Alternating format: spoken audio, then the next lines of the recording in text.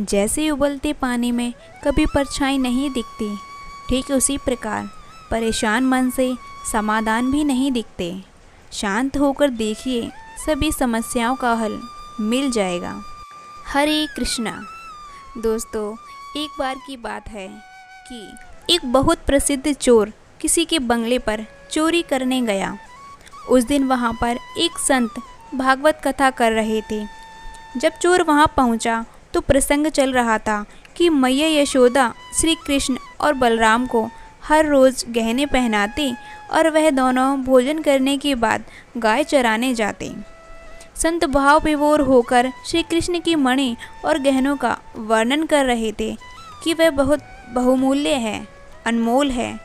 चोर का ध्यान चोरी से हट गया और वह सोचने लगा कि इस संत से उन दोनों भाइयों का पता पूछ लेता हूँ कि दोनों भाई कौन से स्थान पर गाय चराने जाते हैं। मैं उनके गहने छीन लूँगा और माला माल हो जाऊँगा। यह सोचते ही श्री कृष्ण की लीला देखिए। उस चोर ने पहले कभी भी भक्ति भाव के प्रसंग सुने ही नहीं थे, क्योंकि उसकी संगति ही चोर उचक्कों की ही थी। यह तो बस चोरी, छीना झपटी और मार काट ही जानता था। अब वह संत की प्रतीक्षा करने लगा कि कब वह इस सुनसान रास्ते से गुजरे और मैं दोनों बच्चों का पता पूछ सकूं। संत को आते देख चोर ने उन्हें चाकू दिखाया और कहने लगा कि उन दोनों का पता मुझे बता दो, जिनके बारे में तुम बंगले में बता रहे थे कि उनके गहनों का मूल्य तो अमूल्य है।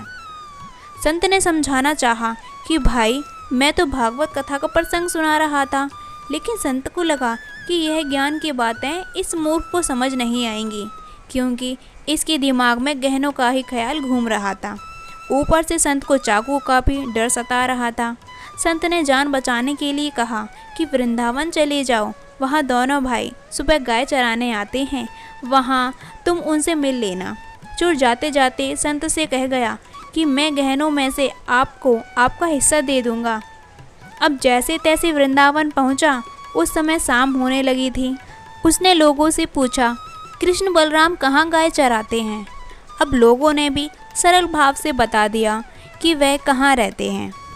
श्री कृष्ण की माया देखिए, पूरी रात उसे नींद नहीं आई। रात भर भूख प्यास की कोई सुध नहीं। मन में एक ही उत्सुकता कि दोनों के अनमोल गहने लेने हैं। पूरी रात कभी पेड़ पर चढ़े, कभी उतरे, कभी रास्ता देखे कि दोनों भाई कब आएंगे। अनजाने में ही सही, मन में कृष्ण कृष्ण की धुन चल रही थी। कब आओगे, कब आओगे। सुबह हुई तो उत्सुकता इतनी बढ़ गई। फिर उसे एक अलौकिक प्रकाश दिखाई दिया और दो बालक दिखाई दिए। वह एक टक दोनों को निहारने लगा। सोचने लगा कि ऐसा मनमोहक रूप आज से पहले तो कभी नहीं देखा। तभी उसे याद आया कि मुझे तो इनके गहने लेने हैं और उसमें से संत जी का भी हिस्सा देना है।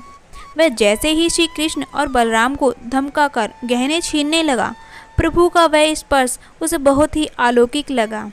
प्रभु ने अपनी इच्छा से उसे गहने ले जाने दिए। फिर से वह उन संत की प्रतीक्षा करने लगा।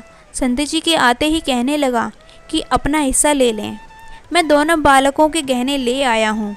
संत जी हैरान परेशान, अरे भाई, तू किन बालकों से आभूषण ले आया है? भूल गए क्या? कृष्ण और बलराम का पता आपने ही तो बताया था। मैंने बालकों से उनका नाम पूछा था, उन्होंने अपना नाम कृष्ण और बलराम ही बताया था। संत जी कहने लगे कि मुझे भी उन बालकों से मिलना है, मुझे भी ले चलो।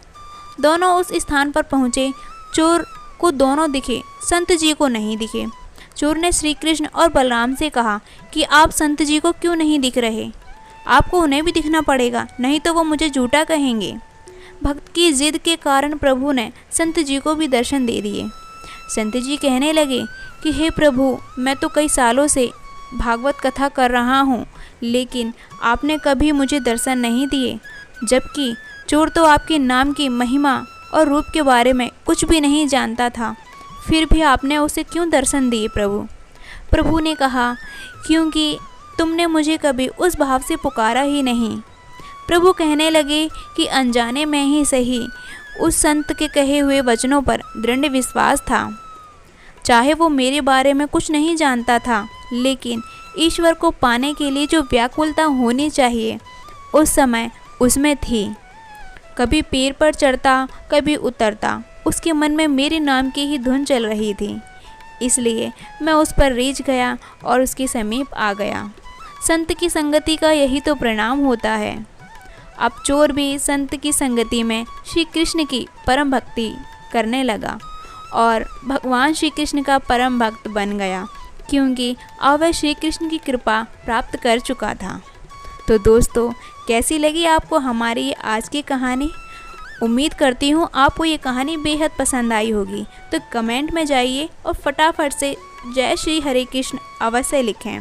और हाँ, अगर आप हमारे चैनल पर पहली बार आए हैं तो इस चैनल को सब्सक्राइब ज़रूर कर लें और पास ही बने बेल आइकन को ऑन ज़रूर करें, ताकि आने वाली सभी वीडियो आपको समय पर मिलती रहे। धन्यवाद। हरे कृष्णा।